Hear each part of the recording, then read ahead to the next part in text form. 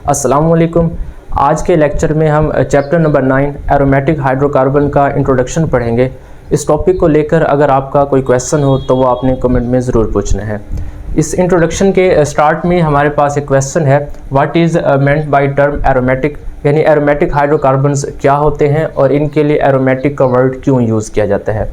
Actually organic compounds की एक class ऐसी है, एक ग्रुप ऐसा है जो फ्रेगरेंस रखते हैं। Fragrance mean pleasant smell.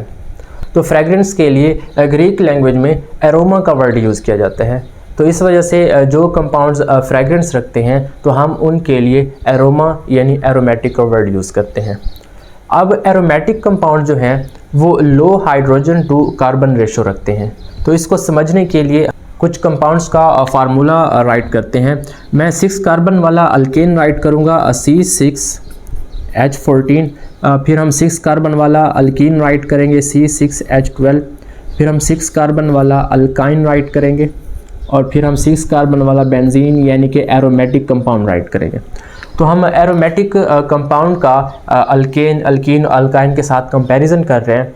तो इन सभी के अंदर देखें तो नंबर ऑफ़ कार्बन एटम्स की तादाद सभी के अंदर 6 है और नंबर ऑफ़ हाइड्रोजन एटम्स की तादाद देखें तो इनके अंदर 14, इसके अंदर 12, इसके अंदर 10 और इसके अंदर 6। यानी कि बेंजीन में, इस एरोमेटिक कंपाउंड में नंबर ऑफ़ हाइड्रोजन जो है वो अल्केन, अल्कीन, अल्काइन की बनिस्बत हिसाब से कम है।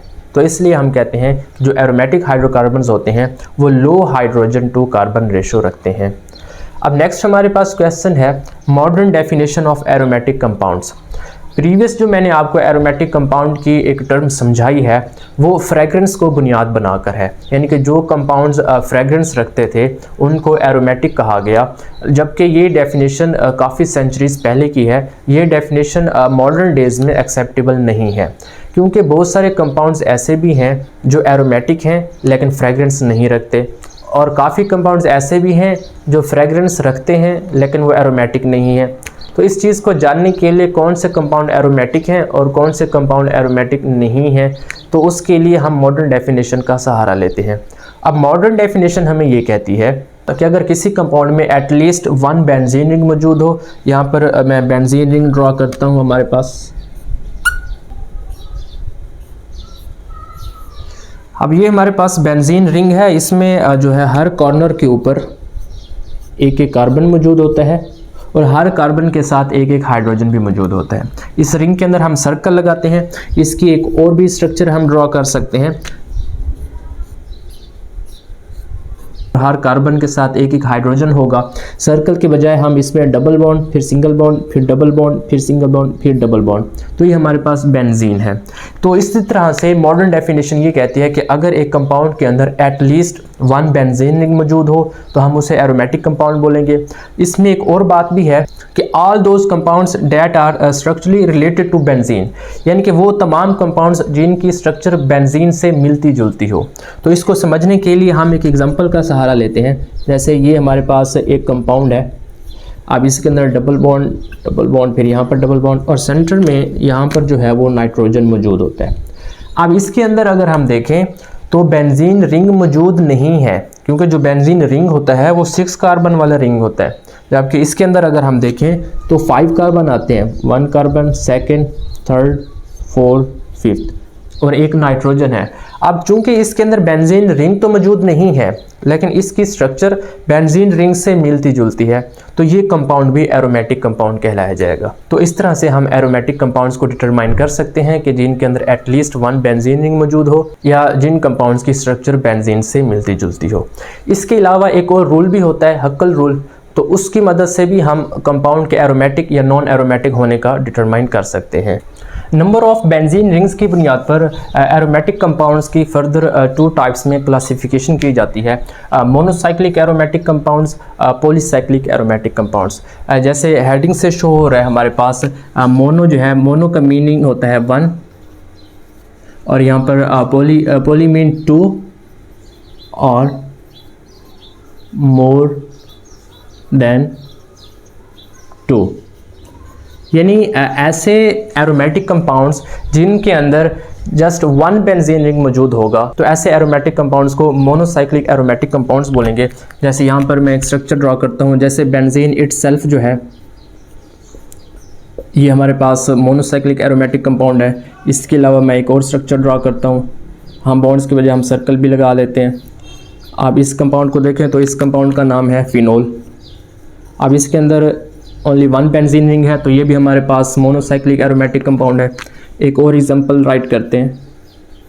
ये बेंजीन रिंग और यहाँ पर अगर मिथाइल ग्रुप लगा लिया जाए तो इस कंपाउंड का नाम बन जाता है टॉलिन।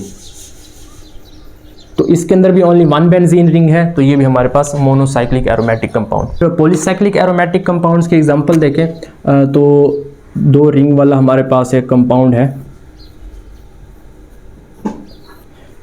इस कंपाउंड का नेम है नेफ्थलीन।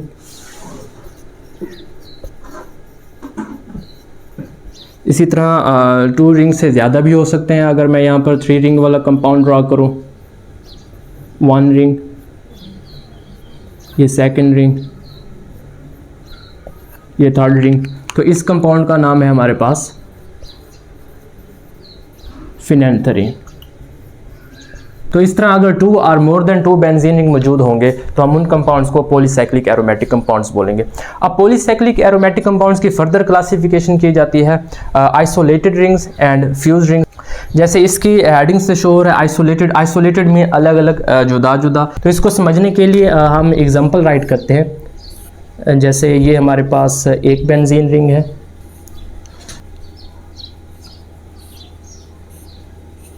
और ये हमारे पास एक दूसरा बेंजीन रिंग है। अब इस बेंजीन रिंग में भी हमारे पास 6 कार्बन्स मौजूद हैं, और इस बेंजीन रिंग में भी हमारे पास 6 कार्बन्स मौजूद हैं। यानी कि ये अलग अलग सेपरेटली जो है वो 2 हमारे पास बेंजीन रिंग है। तो इसका कार्बन जो है वो इस कार्बन के साथ लिंक होता है। तो ये हमारे पास पॉलीसाइक्लिक तो है, लेकिन इसमें आइसोलेटेड रिंग्स हैं, अलग अलग रिंग्स हैं। तो इस तरह के पॉलीसाइक्लिक कंपाउंड्स को हम आइसोलेटेड रिंग्स बोलते हैं। अगर फ्यूज रिंग्स को समझें तो इसके लिए भी हम एक एग्जांपल राइट करते हैं। हम एक बेंजीन ड्रॉ करते हैं, फिर इसी के साथ ही एक और बेंजीन ड्रॉ करते हैं।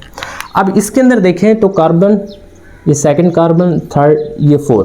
अब ये 4 कार्बन जो है वो इस रिंग के अपने ज़ाती हैं, इंडिविजुअल हैं, 1 2 3 4। अब ये 4 कार्बन भी इस रिंग के अपने ज़ाती हैं। अब यहाँ पर एक कार्बन और यहाँ पर भी एक कार्बन मौजूद होता है।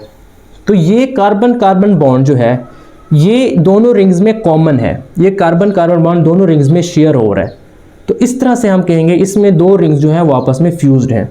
तो इस तरह के पॉलीसाइक्लिक कंपाउंड्स को हम फ्यूज रिंग्स बोलते हैं। और अगर इसके अंदर देखें तो 2 रिंग्स जो हैं उसके अपने 6 कार्बन है, उसके अपने 6 कार्बन है, और वो कार्बन कार्बन फिर लिंकेज है।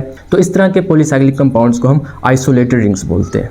तो ये लेक्चर आपको कैसा लगा, इसके बारे में आपने कमेंट सेक्शन में फीडबैक ज़रूर देना है। अल्लाह निगहबान।